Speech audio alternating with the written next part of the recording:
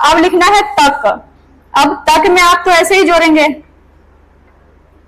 ऐसे ही जोड़ेंगे ना, आधा त और क। कैसे जोड़ेंगे फिर? ठीक नहीं लग रहा है।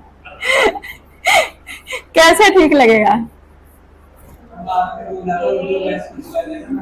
आपको महसूस हुआ है? अच्छी बात है। नहीं, आप लोग के भी सपने में आता है कि आप जोड़ते होते हैं, सपने में जोड़ते हैं, हर्फ जोड़ करते हैं। कई लोग के सपनों में भी आता है कि वो ऐसे ऐसे तोड़ तोड़ के लिख रहे होते हैं सपनों में। तो आपको भी आज महसूस हुआ, इसका मतलब आपके भी सपनों में आता है। देखिए, ता को का के कहाँ जोड़ना है वो देख लीजिए। अब आपको महसूस हुआ कि ये ठीक है?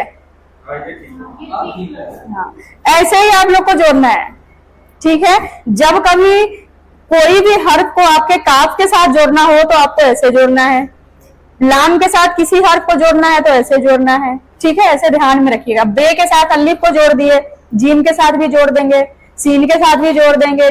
बे वाले और भी हर्फ है, टे है, उसको भी हम इस तरीके से जोड़ेंगे।